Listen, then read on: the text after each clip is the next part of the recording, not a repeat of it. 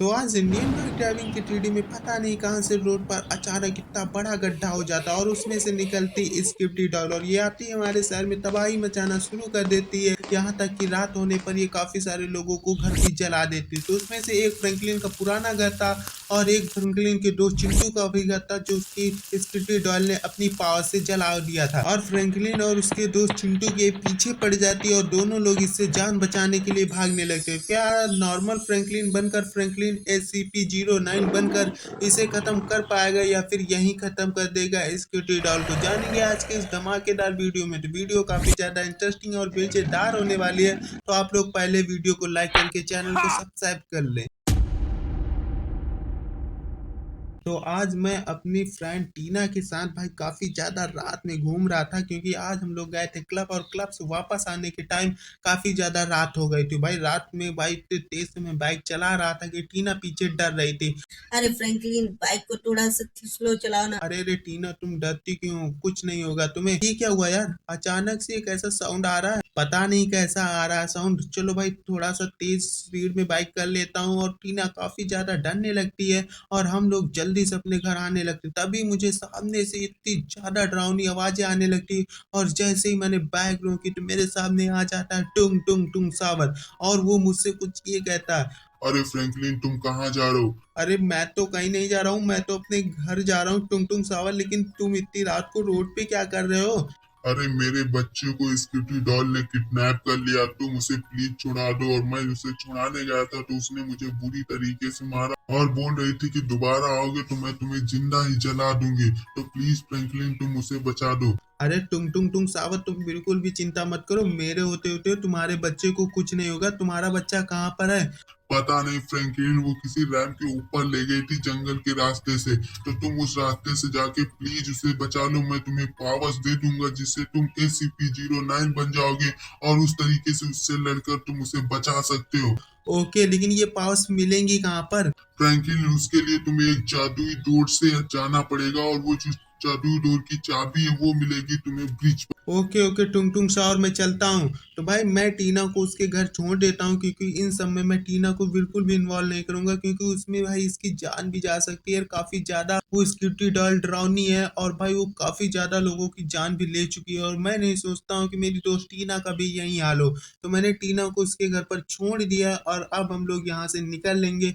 मैंने टीना से बोल दिया है कि तुम अपने घर से बाहर मत निकलना जब तक मैं इस किटी डॉल का खत्म ना कर दूं। तो टीना ने बोला ठीक है, मैं अपने घर पर ही रहूंगा और मैंने भाई ये सब बताते हुए वहां से मैं निकल लेता हूँ अपनी न्यू राइडर बाइक लेकर। और भाई मैं भी काफी ज्यादा हैरान था कि हमारी सिटी में आखिरकार ये स्कूटी डायल क्यों आ गई, आखिरकार इसकी हमारे शहर में क्या जरूरत पड़ गई जो टुंग टुंग सावर के बच्चों को इसने किडनैप कर लिया। यही सब सोचते सोचते अचानक मेरा घर आ जाता और मैं घर में आराम करने के लिए चला जाता हूँ और मैं सोचता हूँ कि ये जो टुंग टुंग सावर का बच्चा था इसके लिए मैं कल सुबह निकलूंगा, क्योंकि रात काफी ज्यादा हो चुकी है और रात में मुझे कुछ नहीं समझ में आएगा और काफी ज्यादा डरावना मंजर भी है और भाई मैं बहुत ज्यादा डर रहा हूँ यार। तो चलो भाई, जैसे तैसे फ्रैंकलिन रात में सो ही रहा था कि अचानक उसे एक वॉल्व की आवाज सुनाई देती है और वो उठ खड़ा उठता है और जैसे ही उठ खड़ा होता है तो उसे पता चलता है कि ये एक अलार्म आवाज थी और वो सुबह सुबह उठ जाता है और उसने अपने हाथ में एक पिस्टल निकाल ली थी जो कि काफी ज्यादा डरावनी पिस्तल थी और एक ही शॉट में उस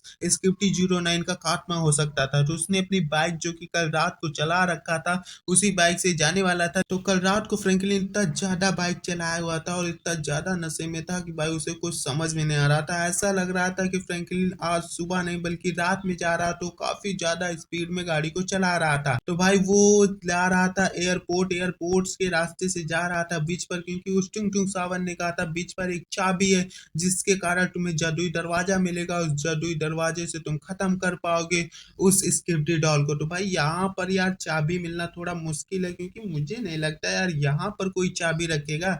लेकिन यार वो बोल रहा था कि मैं और मेरे बच्चे नहाने गए थे बीच पर, तभी वो स्क्रिप्टी डॉल आ गई और मुझे बुरी तरीके से मारने के बाद मेरे बच्चे को उठा लगे। लेकिन यार यहाँ पर मैं इतने बड़े बीच पे चाबी ढूंढूंगा कहाँ? चलो जैसे तैसे यार उस बच्चे की जिंदगी का सवाल है तो मुझे ये सब तो ढूंढना ही पड़ेगा। लेकिन यार चाबी देख लेता हूँ यहाँ पर रखी होगी, नहीं यहाँ पर भी नहीं है। हाँ, ये जो सामने झोपड़ी दिख रही है मुझे लग रहा है यार इसमें होगी, क्योंकि भाई चाबी यहाँ कहीं तो नहीं है। इस पर जरूर होगी। हाँ वो देखो भाई चाबी तो दिख गई। तो भाई फ्रैंकलिन ने इस चाबी को उठा लिया और ये रहस्यमय चाबी काफी ज्यादा बड़ी और काफी ज्यादा पुरानी थी। तो फ्रैंकलिन ने इसे कलेक्ट करे और कलेक्ट करने के बाद ये अपनी जेब में से रख लेता है और ये चला जाता है उस जादुई दरवाजे को ढूंढने के लिए जो कि उसे मिलने वाला था जुरासिक पार्क में। तो फ्रैंकलिन बिना देरी किए हुए अपनी बाइक पर बैठता और निकल चलता है जुरासिक पार्क के लिए। तो भाई जैसे जुरासिक पार्क फ्रैंकलिन जाने लगता है और फ्रैंकलिन सोचता है कि यार जुरासिक पार्क में इतने सारे जानवर है, वहां पर जादुई दरवाजा कहाँ पर मिलेगा, कहीं कोई जानवर उसके अंदर न चला गया हो तो जादुई दरवाजा बंद कर दिया हो। भाई यही सब फ्रैंकलिन सोचते हुए जा रहा था। भाई उसे कुछ साफ साफ नहीं दिख रहा है और रोड के बजाय वो शहर के अंदर भाई बाइक चला रहा था, तो इसकी काफी ज्यादा स्पीड में चला रहा था और चलाते चलाते उसका बैलेंस अचानक से गड़बड़ा गया और वो जाकर एक रैंप पे लड़ गया और उसे पूरी तरीके से चोट लग गई। लेकिन वो जब वापस खड़ा हुआ तो उसकी चोट अचानक से ठीक हो चुकी थी और वो पूरी तरीके से जुरासिक पार्क के पास आ चुका था। शुरुआत में तो फ्रैंकलिन को कुछ नहीं पता चलता, लेकिन बाद में पता चलता है कि उसके पास टुंग टुंग सावर की दी गई पावर्स है जिसके कारण उसे चोट नहीं लग रही है और वो आराम से बाइक को चला रहा है। और फ्रैंकलिन बाइक को अचानक से हवा में उड़ाने लगता है और तभी जुरासिक पार्क का दरवाजा खुल जाता है और फ्रैंकलिन उसके अंदर चला जाता है। और जैसे फ्रैंकलिन उसके अंदर जाता है एक और जंप लेता है, तुरंत ही चला जाता है उस जादुई दरवाजे के पास। तो चलो भाई इसमें जल्दी से चाबी लगा देता हूँ। जैसे मैंने भाई चाबी लगाया ये दरवाजा खुल गया। चलो भाई कोई देख तो नहीं रहा, चलो इसके अंदर चला जाता हूँ और दरवाजा भी बंद हो गया यार और कोई आ भी नहीं सकता। और फाइनली हम लोग आ चुके हैं घोस्ट राइडर रैंप पर और इसे पार करने के बाद हो सकता है मुझे कोई सूट मिले जिसके कारण मैं उस स्कूटी डॉल को मार सकूं। तो भाई ये रैंप काफी ज्यादा डरावनी और खतरनाक होने वाली है क्योंकि ये इतनी आसान रैंप नहीं है, नहीं तो इसे टुंग टुंग टुंग सावर इसे आराम से पार कर लेता। तो आप लोग देख सकते हो मैंने बिना देरी किए हुए रैंप को पार करने की कोशिश करने लगा हूँ और आप लोग देख सकते हो यार ये क्या हुआ यार, ये तो इनविजिबल रोड है, यानी कि यहाँ पर कोई रोड नहीं लेकिन हमारा फ्रैंकलिन बाइक को चला रहा है यार। ये तो काफी ज्यादा कमाल की रोड थी। और यार ये सामने एक चेक पॉइंट मिल गया, इसका मतलब ये हुआ कि आगे खतरा है। और यहाँ पर मुझे 3 गड्ढे दिख रहे हैं, मैं किस होल में जाऊँ कुछ समझ में नहीं आ रहा। सबसे पहले लेफ्ट वाले होल में जाता हूँ यार, हो सकता है यहाँ से निकलने का कोई जुगाड़ हो भाई। और ये पीसी चला गया और नीचे चला गया, रिस्टार्ट करना पड़ेगा। चलो भाई अच्छा वो मैंने चेक पॉइंट ले रखा था वरना मैं नीचे चला जाता। भाई बीच वाला मैं बाद में चेक करूंगा क्योंकि बीच वाला भाई इतना रास्ता सरल है ना, उसमें नहीं दिया होगा। लेफ्ट वाला पहले देख लेता हूँ। और भाई मैं रुक गया यार, ये भी इनविजिबल रोड थी। ये देखो भाई समझ में आ गया। और ये देखो भाई कितने सारे प्रोप्स लगाए गए हैं मुझे रोकने के लिए, लेकिन मैंने इससे डिफिकल्ट टाइम पार की है, उसके आगे ये कुछ भी नहीं है। और एक चेक पॉइंट और मिल गया और जैसे तैसे भाई नीचे चला गया। फिर से चेक पॉइंट पे रिस्टार्ट करना पड़ेगा और पीछे लेकर अपनी थोड़ा स्पीड में जाऊंगा यार ताकि इसके पार हो जाऊं। ओह तो चलो भाई इसके पार हो गया। और ये देखो भाई कितने सारे यहाँ पर एक सुरंग टाइप टनल टाइप बनाए गए और जैसे मैंने एक लॉन्ग जंप पानी में तुरंत ही नीचे आ गया और फिर से मुझे रिस्टार्ट करना पड़ेगा। तो अब की थोड़ा सा जंप तेज लगाऊंगा ताकि इसके बीच से निकल जाऊं। और भाई क्या फ्रैंकलिन ने जंप मारी यार, इसके बीच से भाई मैं निकल गया। और वो देखो चेक पॉइंट, इसका मतलब आगे फिर से एक बहुत बड़ा खतरा आने वाला है। तो चलो भाई सबसे पहले मैंने चेक पॉइंट को ले लिया। अब मेरे सामने 2 रास्ते आ रहे हैं, इसमें से किस रास्ते पे जाना है मुझे कुछ समझ में नहीं आ रहा है, लेकिन मैं लेफ्ट हैंड साइड से शुरुआत करूंगा।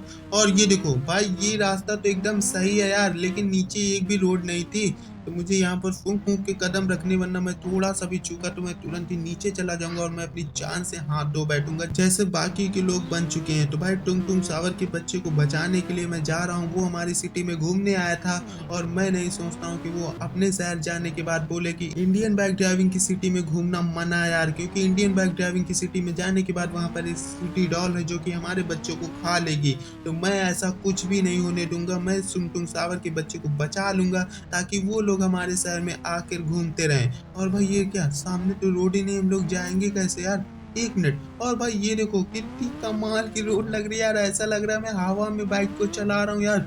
मैंने आज तक इतनी कमाल की बाइक कहीं भी नहीं चलाई यार, काफी ज्यादा स्पीड पे चला रहा हूँ लेकिन इसमें स्पीड दिख ही नहीं रही यार। और ये देखो अब पता चला कि मैं कितना ज्यादा स्पीड में था भाई, हवा में पता ही नहीं लग रहा था। जैसे एरोप्लेन स्पीड में चलती तो हमें लगता है कि भी यहीं पहुंची, उसी तरीके से मेरा बाइक भी ऐसा ही लग रहा था। तो चलो भाई जैसे तैसे मैंने आधी रैम्प को तो पार कर लिया, अब थोड़ी सी रैम्प बची जहाँ पर पावर रखी हुई है और यहीं से टुंग टुंग सावर नीचे गिरा था जिसके कारण उसे पूरी चोट लग गई थी।